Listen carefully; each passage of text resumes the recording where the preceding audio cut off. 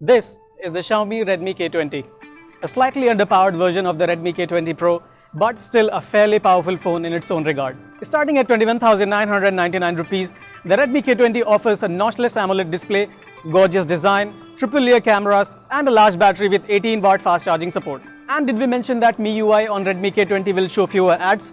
Yes, Xiaomi has finally heard the user complaints and has promised to tone down its ad strategy. This new Xiaomi phone has an upper hand against its rivals in terms of its specifications. But does it perform well enough? Let's find out in a review. But before we go ahead, do subscribe to our channel if you haven't already and press the bell icon to know when we post a new video.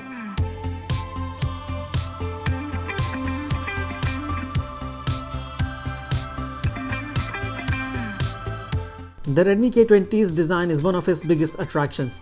The flame-inspired gradient pattern on the rear panel of our Glacier Blue review unit looks eye-catching. A black strip in the middle contrasts with the pattern on the sides. As far as ergonomics go, the curved glass panel ensures a comfortable grip. But the Redmi K20 is quite slippery and the rear panel also gets smudged quickly.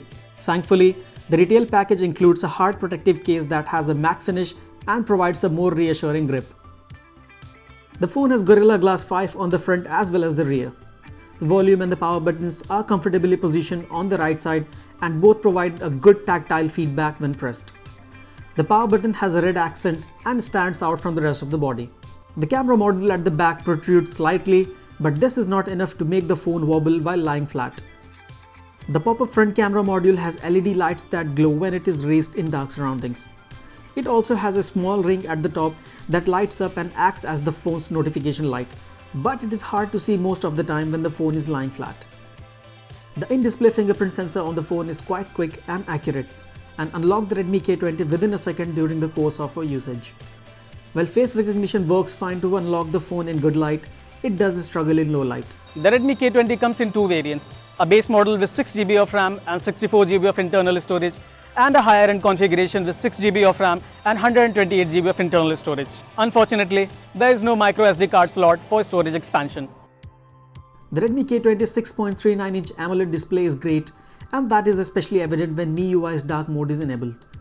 Colors simply pop and viewing angles are good too. The display offers a peak brightness of 600 nits, but we didn't feel the need to crank the brightness up past the 80% mark even under daylight.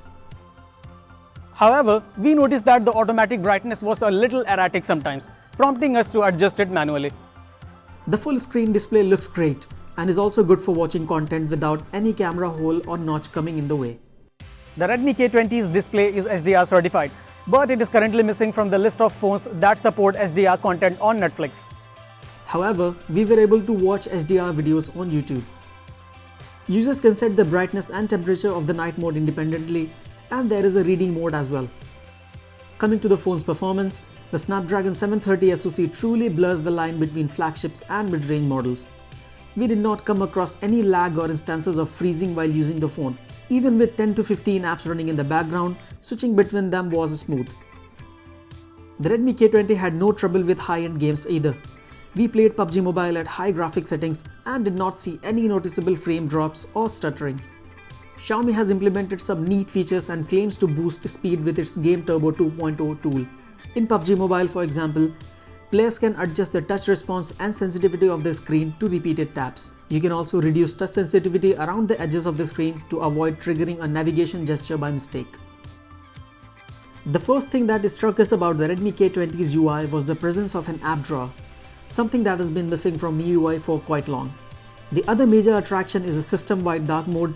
The rest of the interface is typical MIUI, with plenty of customization options and useful features. The Redmi K20, unsurprisingly, comes with a lot of pre-installed third-party and in-house bloatware such as Amazon, Facebook and WPS Office among others.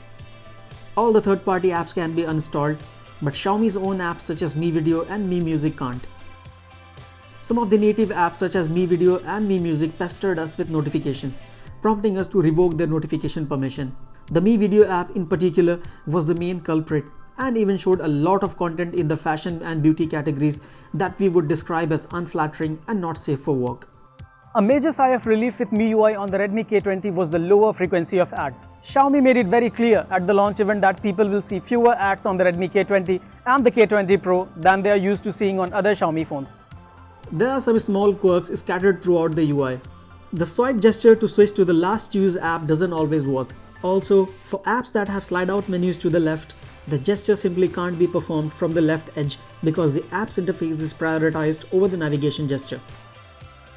There are 3 rear cameras, a 48MP Sony IMX582 sensor, an 8MP secondary camera with a telephoto lens, and a 30MP camera with an ultra-wide angle lens.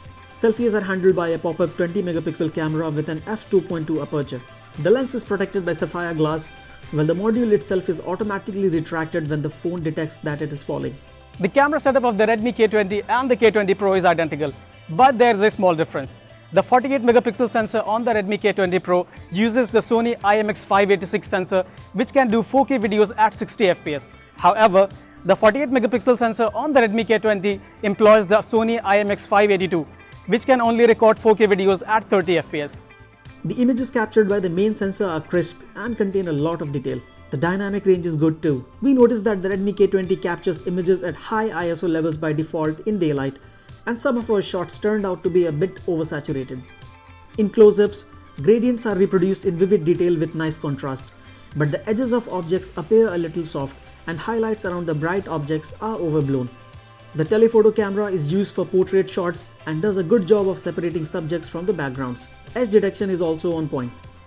Portrait shots captured in daylight look great, but those captured indoor or under low light tend to exhibit a grainy texture when zoomed in. The wide-angle camera takes pleasing photos, and thanks to the distortion correction feature, we did not notice any unnatural warping in the shots. One area in which the Redmi K20 leaves a lot to be desired is low-light photography.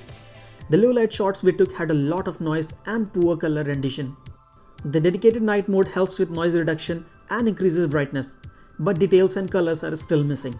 The night mode simply enhances the ISO and does little to sharpen objects in the frame. Still, compared to the regular mode, the night mode does a decent job. Low-light photos captured by the wide-angle camera are also underwhelming, with weak exposure, a lack of detail, and grainy textures. It is also worth mentioning that the wide-angle camera can't take advantage of the night mode. The 20MP pop-up selfie camera somewhat makes up for the rear camera shortcomings. Selfies exhibit minimal overprocessing, and this phone could capture natural colors with an impressive amount of detail. Portrait selfies had good subject separation and edge detection, but they are a little less sharp than regular selfies. Our only gripes with the front camera are low dynamic range and lack of sharpness when clicked indoors or in dimly lit surroundings.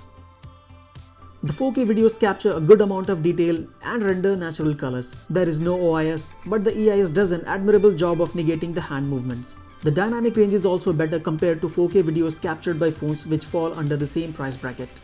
The ultra-wide angle camera captures 4K videos that are a bit oversaturated and have lower dynamic range compared to what the primary camera can capture.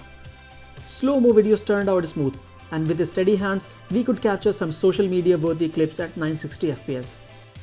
Battery life is another strong area of the Redmi K20. Even with heavy usage during our review period, the phone still had around 30 to 35% battery left in the tank at the end of each day. In our HD video battery loop test, the phone lasted for a very impressive 25 hours and 17 minutes. The supplied 18-watt charger took the 4000 mAh battery from 0 to 45% in just 32 minutes and needed around 1 hour and 40 minutes for full charge. The Redmi K20 is the most heavily specced and feature-laden non-flagship phone under 25,000 rupees in the market right now, and its day-to-day performance is still extremely impressive considering its price.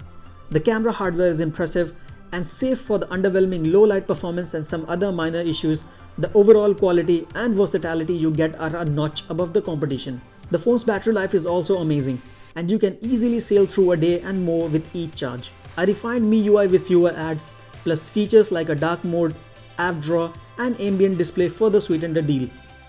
If you want to save some money and don't want to go above 20,000 rupees, then the Realme X is a great choice right now.